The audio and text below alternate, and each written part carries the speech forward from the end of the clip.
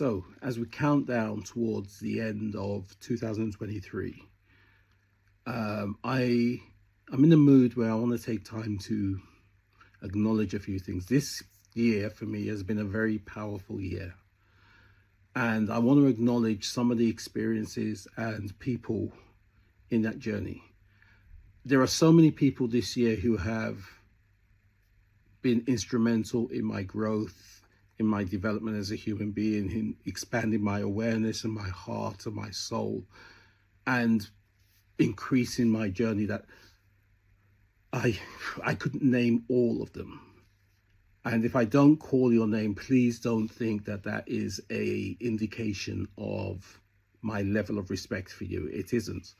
And to encompass all that, I want to thank everyone who hired me to come and do talks or workshops, from Police Scotland to the NHS to the Belfast to the police, all the police services around the country who have called me, and every other company and organization has asked me to do things, whether in person or online. All of you without exception have been amazing, and I thank you all so much. So anybody who's involved in that part of my life, thank you. Thank you. My professional life, thank you so much. Thank you. I am where I am because of you. And a lot of the things I've done are because of what you've given me, the platform you've given me. I would also like to say that this has been a massive year of change for me, a massive year of change. Transitions in so many different ways. And I want to credit someone for being the catalyst for a lot of that change. And that person is a guy called Andrew Stockhausen, who was my therapist for a good while. Andrew, you unlocked so much.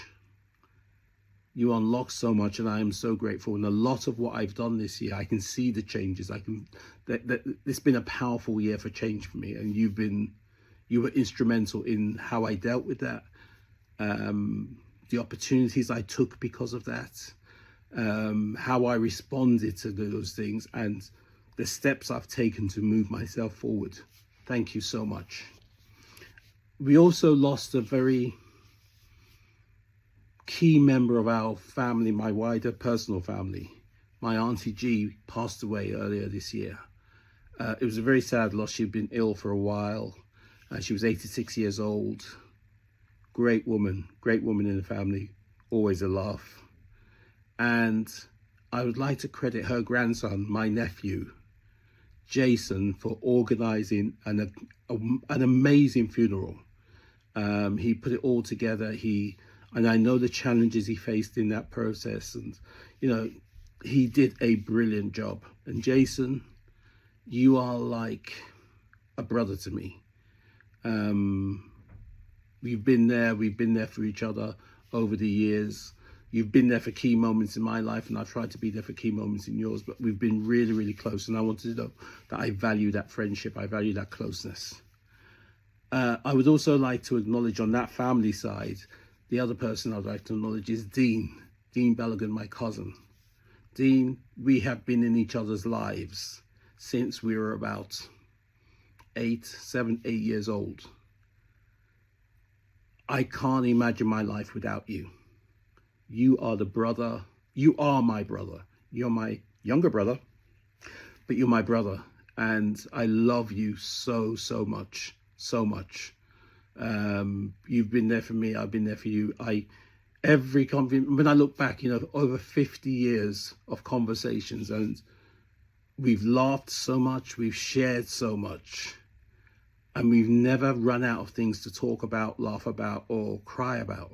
So thank you for being that part of my life.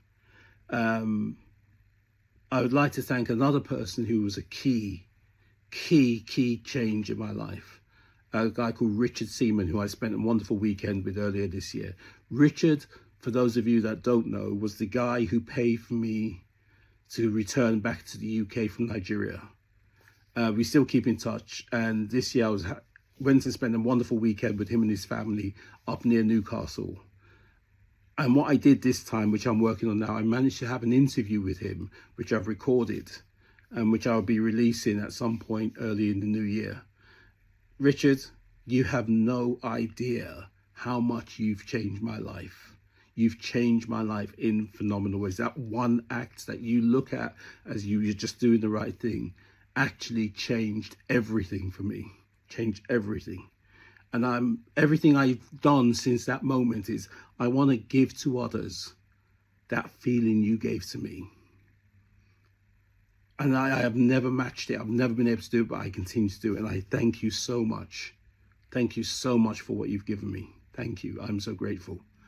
On that, early this year, after, as a result of some of the stuff I did with Andrew, I found myself in a place where I had the opportunity to go back to the village where I grew up as a foster child, a village that I had not been to since I left there at about 8 or 9 years old.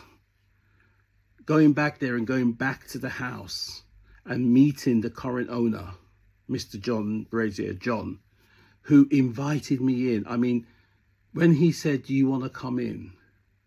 Stepping across that front doorstep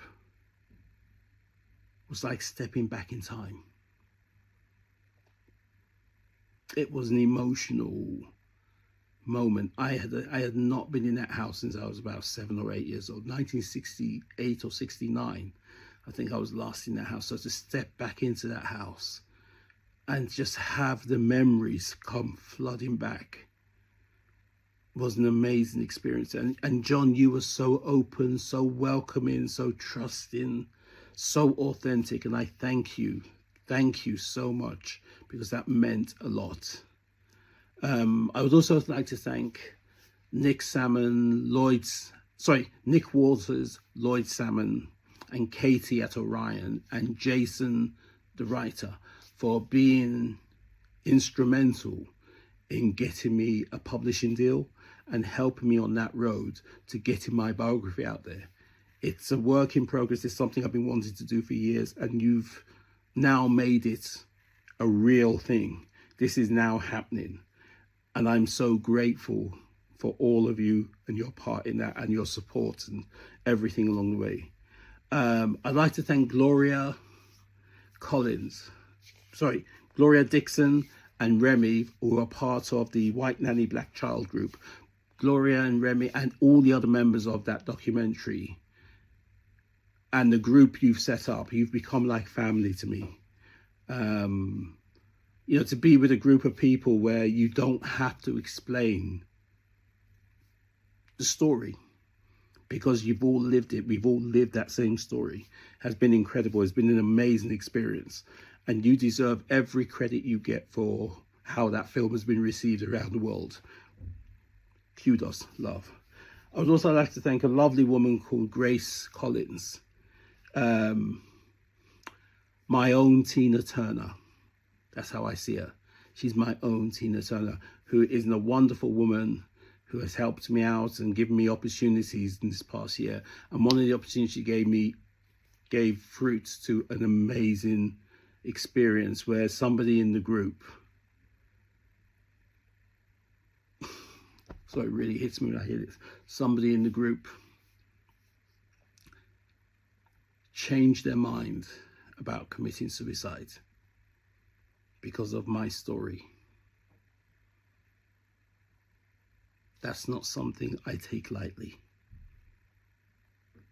but it validates the reason why I'm so passionate about sharing stories, passionate about being so open, because I know it's not the people who think it's an amazing story, it's the people who it touches that I care about, the people who are moved by it and it changes them. Those are the people I really, and that Grace, I keep saying Grace, you were instrumental in making that happen. Thank you so much. I love you for that. There's so many other people I could sit down and name, so many other people. Eric Taylor Woodbury, you are an amazing man. I mean, we met just over 2 years ago, I think it was, or 3 maybe. And our friendship has just grown from strength to strength. And I thank you so much. I mean, the honesty with which I will have our conversations is powerful, and I think that's also been a big key instrumental. We've both been we've both allowed ourselves to be vulnerable in each other's presence, and we've held space for each other, and that's been really, really powerful. And I thank you for that. And long may our friendship continue to grow. So many of you out there who have been part of this journey.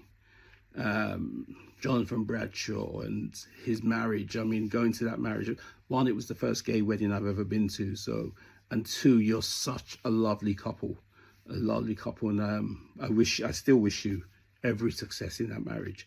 There are so many other people I could sit here and name. So many of you, but you all know who you are. Everybody who came to my 60th birthday celebration, all my friends and brothers who came to that event, you are all very special to me. You know who you are. I'm not going to list you because there's too many to list in this short video, but all of you know who you are, and I thank you so much for being a part of my life. As we go into 2024, I want to continue to grow. I want to continue to expand. I want more opportunities to go out there and do what I do. And I hope that you will help me do that, because if we do, we can touch more lives together. I have big plans for the Purple Frogs franchise. Things are going to change, and well, not change, they're going to expand. And you give me the courage and the strength to do that. So as we come to the end of this year, thank you so much. I leave 2023. Oh, and I forgot, teeth. I had my teeth done in Istanbul. That was not a big change. Decorated my place. Lots of big things. There's so many points. I'm in transition, and I'm loving it. And I leave this year with a heart filled with gratitude. So much gratitude for the life I've lived. So much gratitude for the life I'm yet to live. I go into 2024 with an open heart. And that's the thing I would like to leave as a final parting thing. Allow yourself to be open to the unexpected. There's so much that's happened in the past few years that I never expected to happen. And if I can say anything to you, go into the new year with an open mind, an open heart, and a spirit of gratitude. And just allow the unexpected to happen. And you'll be amazed at what will come your way. Have a great new year, everyone, and I wish you all the best. Thank you, thank you, thank you, thank you.